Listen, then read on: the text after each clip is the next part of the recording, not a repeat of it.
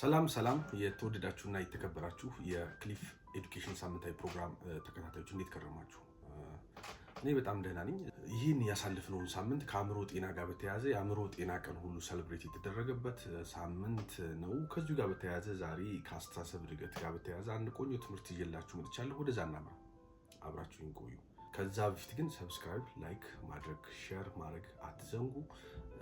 ኮሜንት ሁሉ እንጽፉልኝ ሪኮመንድ አደርጋችኋለሁ። በእርግጥም እኔን የሚጠቅመኝ እሱ ስለሆነ የበለጠ እንድሰራ ከመነሳሳት አንጻር ፋይዳ ስላለው ማለት ነው። በባለፉት ዘመን የዓለም ሰዎች ህዝብ ኤክስፒሪየንስ ውስጥ ከተረዳናቸው ቤዚክ ነገሮች መካከል አንዱ ምንድነው?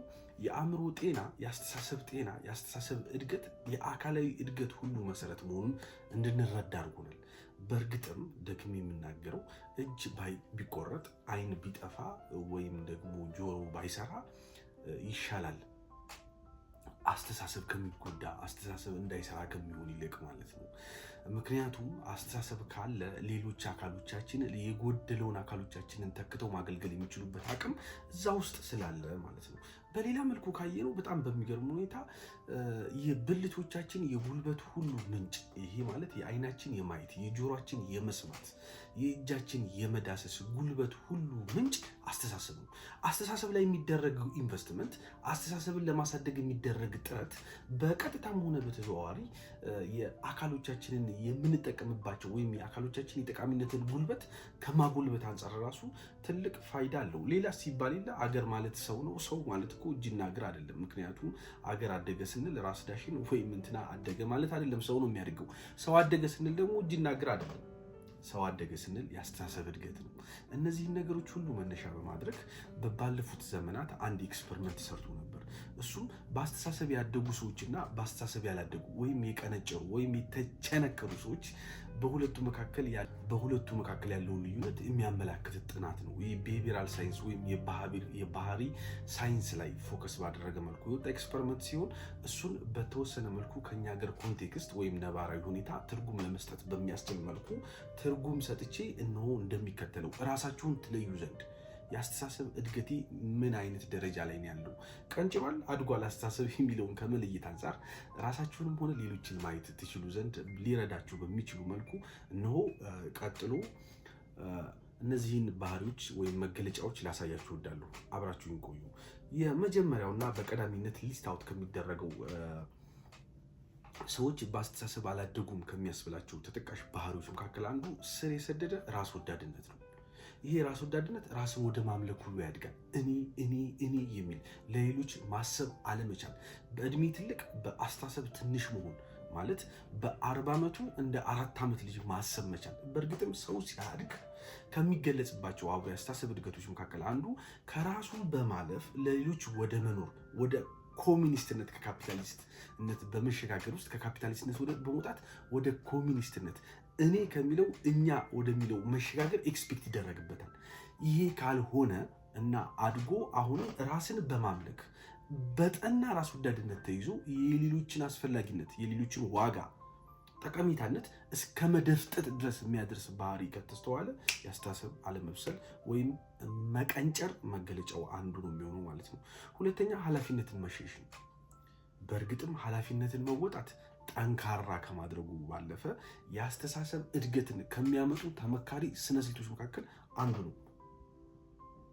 ተጠያቂነት፣ ያገባኛል ባይነት፣ ይመለከተኛል ማለት የኔ ድርሻ ነው፣ የኔ ሚና ነው፣ እኔ ምን ድሮፕ ላርግ፣ እኔ ምን አስተዋጽኦ ላርግ ማለት መቻል የአስተሳሰብ እድገትን የሚያመጣ ተመካሪ ስልት ሲሆን፣ በተቃራኒው የአስተሳሰብ አለማደግ እንቅፋት፣ የአስተሳሰብ አለመብሰል ችግር ሰዎች ላይ ሲስተዋል ከሚስተዋሉባቸው ባህሎች መካከል አንዱ ደግሞ ግዴለሽ መሆን፣ ደንታቢስ መሆን፣ አያገባኝም ማለት፣ ተጠያቂ አለመሆን፣ መሸሽ ኦቨርኦል እና ሲበዛ ደግሞ በሌሎች ማላከክ፣ ሌሎች ላይ መለጠፍ፣ በሌሎች ላይ ጣትን መቀሰር ሁሉ የሚካተትበት ባህሪ ነው ማለት ነው።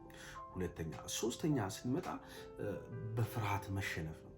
በእርግጥም ሰዎች በአስተሳሰብ በጣም እያደጉ ሲመጡ ምክንያታዊነታቸው፣ እውቀት መርነታቸው፣ ትምህርተ ተሞክሮ መርነታቸው እየጨመረ ሲሄድ ስለሚሄድ በውስጣቸው ስሜታቸውና መረጃ ሊፈጥርባቸው የሚችለውን ስጋ ጎትቶ ሊያመጣ የሚችለውን ፍርሃትን ማሸነፍ የሚችሉበት አቅም እየጎለበተ ይመጣል።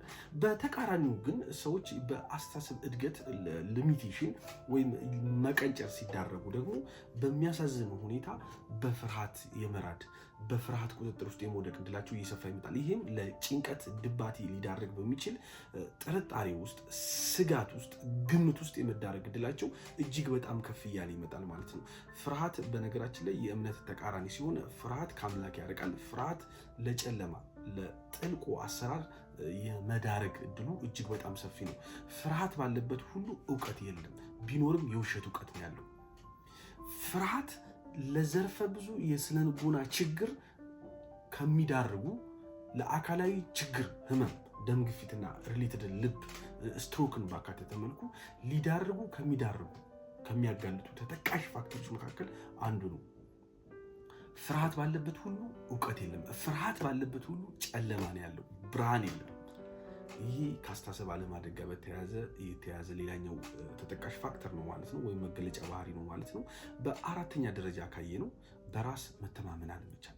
በእርግጥም ይህም ራስን መደገፍ ያላሳደግነውን ያላጎለበትነውን ይችላል ብለን ከፍ ወደሚፈለገው ከፍታ ያላመጣ ነው ማንነት ልንደገፍ ልንታመነው አንችልም።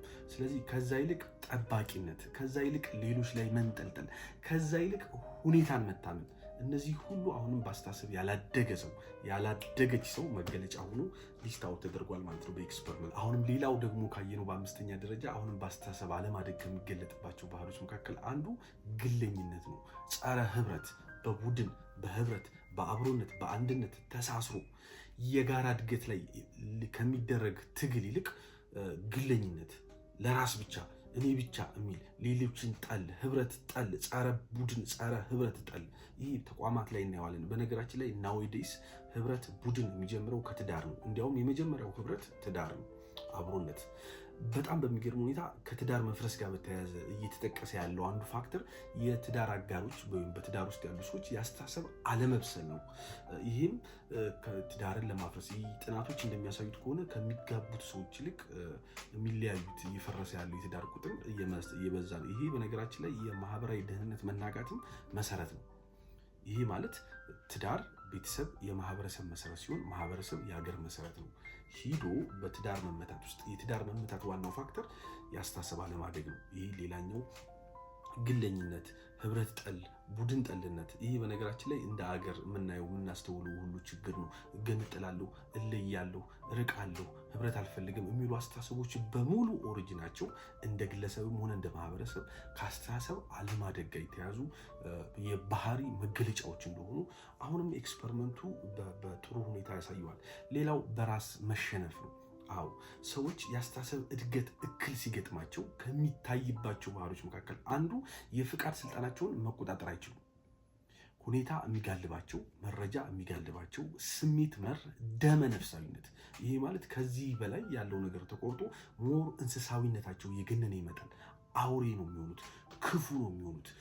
ኦቨሮል ግን ካርናል ይሆናሉ ወይም ስጋዊ ብቻ ይሆናሉ። ይሄ ሀሳብ አለማቸው እየተመታ ይመጣል። በእውቀት በምክንያት በሎጂክ በመሰል ነገሮችን መተንተን መረዳትና አቅጣጫ ማሳየት የሚችለው አቅማቸው እየተዳከመ ይመጣል ማለት ነው። ስለዚህ በራሳቸው ይሸነፋሉ። በራሳቸው ከተሸነፉ ፍጥረቶች መካከል ደግሞ አንዱ እንስሳት ነው። ሰው ራሱን ያሸንፍ ዘንድ ዲዛይን የተደረገ የፍጥረት አይነት ነው። በእርግጥም ከአምላክ ከተካፈላቸው መለኮታዊ ስልጣኖች መካከል አንዱ ራስን ማሸነፍ ነው። ራስን ማሸነፍ ሌሎችን ማሸነፍ የምንችልበት ጥበብ ሁሉ የሚቀዳበት ምንጭ ነው። ያንን ነው እንግዲህ ከአስተሳሰብ አለማደግ ጋር በተያያዘ የሚመታው ፓርታችን ማለት ነው። ይህም ሌላኛው መገለጫ ነው የሚሆነው ማለት ነው። ሌላው መመጠንና መምረጥ አለመቻል፣ በቃኝ ማለት አለመቻል፣ መመጠን አለመቻል፣ መምረጥ አለመቻል። ይሄ ያስፈልገኛል፣ ይሄ አያስፈልገኝም ማለት አለመቻል፣ ኦቨርኦል መወሰን አለመቻል። አዎ ማነከስ፣ መሽለጥለጥ፣ ሞላውል፣ አቋም አልባ መሆን፣ አንዲዛ አንዲዚህ ማለት፣ መጽናት አለመቻል፣ እነዚህ ሁሉ ከመወሰን አለመቻል ጋር በተያያዘ የሚመጡ የባህሪ መገለጫዎች ሲሆኑ ምንጫቸው የአስተሳሰብ አለማደግ ነው። ሰዎች በአስተሳሰብ ሲያድጉ አቋም ይኖራቸዋል፣ ይጸናሉ፣ መወሰን ይችላሉ። ሲደመር ግን መምረጥና መመጠን የሚችሉበትን አቅም መጎናጸፍ የሚችሉ ይሆናሉ ማለት ነው። ስለዚህ ይህም ከአስተሳሰብ አለማደግ ጋር በተያያዘ ሊከሰት የሚችል ሌላኛው ኤክስፐሪመንታል ቢሄቪየር ነው። ጥናቶች የሚያሳዩት ባህሪም ጭምር ነው ማለት ነው። በሌላ መልኩ ደግሞ ካየነው እንደዚሁ ይቅርታ ጠልነት። በእርግጥም ግጭት ተፈጥሯዊ ነው። ስራ ቦታ፣ ትዳር ውስጥ፣ ጓደኝነት ጋር፣ አብሮነት፣ ህብረት፣ ኤቭሪ አስፔክት ውስጥ በእርግጥም ሰው ከራሱ ከሌሎች ጋር ብቻ ሳይሆን ሁሉ ግን ከራሱም ጋር ከማይታዩ አምላክ ጋር የሚጋጫል። ተፈጥሯዊ ነው ግጭት። ፖይንቱ ግን ይቅርታን በመቀበልና ይቅርታን በመጠየቅ ውስጥ ግጭትን መፍታት መቻል የሚባል ሌላ ክህሎት ነው። ይህ ክህሎት እንዲመታ ከሚያደርጉት ይህ ክህሎት እንዲጎል ከሚያደርጉት ተጠቃሽ ፋክተሮች መካከል አንዱና ዋነኛው በአስተሳሰብ አለማደግ ነው። ሰዎች በአስተሳሰብ አላደጉም ማለት ይቅርታ ጠል ይሆናሉ። ናዊዴስ የምታዩት ትዳር ላይ የምታዩት ጓደኝነት ላይ የምናየው እንደ አገር እንደ ክልል የምናየው ችግር እዛም እዚህም የሚፈጠሩት ግጭትና ጦርነቶች በሙሉ ኢንተርናሽናል ጭምር ወርልድ ዋይድ ያለውን ፕሮብሌም ካየ ነው ሰላም እንዳይመጣ፣ ግጭት እንዳይፈታ፣ እርቅ እንዳይወርድ ከሚያደርገው ተጠቃሽ ፋክተር መካከል አንዱ የግለሰብ የአስተሳሰብ አለማደግ ነው። ሰዎች በአስተሳሰብ ሲያድጉ ይቅርታ ለመጠየቅም ሆነ ይቅርታን ለመቀበል ያላቸው አቅም እየጎለበተ ይመጣል። ይህም ከምክንያታዊነታቸው እንደዚሁም የሚመጣውን እውቀት የሚመጣውን ኪሳራ ወይም አውትካም በእውቀት መለካት የሚችሉበት የአስተሳሰብ አድማስ መስፋት ጋር መሸከም የሚችል ትከሻን ከማጎልበት ጋር የተያያዘ የባህሪ የአስተሳሰብ እድገትን ጭምር ስለሆነ ነው። ስለዚህ ይቅርታ ጠልነት ሌላኛው መገለጫ ነው የሚሆነው ማለት ነው። በሌላ መልኩ ካየነው ደግሞ አጉረምራሚነት፣ አልጠግባይነት ጋር የተያያዘ አለማመስገን፣ ጎደለኝ ባይነት፣ አልቃሻነት፣ ምስጋና አልባ መሆን፣ አለመጠርቃት፣ ማጉረምረም፣ ሁልጊዜ ማለቃቀስ፣ ያለንን ነገር ዋጋ አለመረዳት፣ የሄደው ነገር ይዞብን የሚሄደውን ነገር አለመረዳት አጉረምራሚ ያደርጋል። ማጉረምረም የችግር ዘመንን ያረዝማል። የ40ውን ቀን የእስራኤል ሕዝብን መንገድ 40 ዓመት እንዲሆኑ ካደረገው ተጠቃሽ ፋክተር መካከል አንዱ ማጉረምረም ነው፣ አለማመስገን። ማጉረምረም ሊሰጠን የሚገባውን ብቻ ሳይሆን የሚያስቀርብን ያለንን ነገር ዋጋ እሴት መረዳት እንዳንችል ያደርገናል። ማጉረምረም እረፍት ያሳጣል። የአእምሮ ሰላም፣ የአእምሮ እረፍት የማሳጣት ጉልበት አለው። በሌላ መልኩ ግን ማጉረምረም በአስተሳሰብ ያላደጉ አስተሳሰባቸው የቀነጨሩ ሰዎች መገለጫ የባህሪ መገለጫ እንደሆነ ኤክስፐሪመንቶች አረጋግጠውታል ማለት ነው። ሌላው በመጨረሻ ላሳያችሁ የምወደው ፓርት ምንድን ነው? አሮጌነት ነው። መቸንከር፣ አዲስን ነገር መጥላት፣ የትላንትናው ላይ መንጠልጠል፣ የባለፈው ላይ መንጠልጠል፣ ለሚመጣው ለአዲሱ ለእንግዳው ነገር ራስን ማዘጋጀት አለመቻል። ይህም ከአስተሳሰብ አለማደግ ጋር በተያያዘ ከአስተሳሰብ መቀንጨር ከአስተሳሰብ አለመብሰል ጋር በተያያዘ ሪሌትድ የሆነ ባህሪ ነው።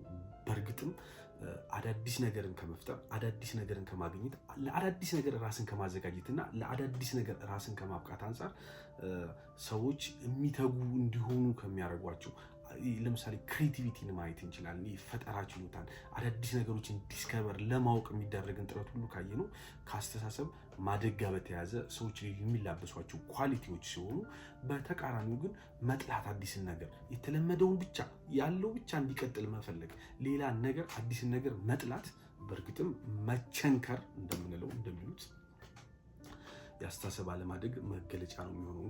እንግዲህ ለዛሬ ይህንን ያህል ካልን በሚቀጥለው በሌላ ጊዜ እንገናኛለን። ሰብስክራይብ፣ ላይክ እና ኮሜንት ማድረጋችሁን አዘንጉ። ቸርን ሰንብት።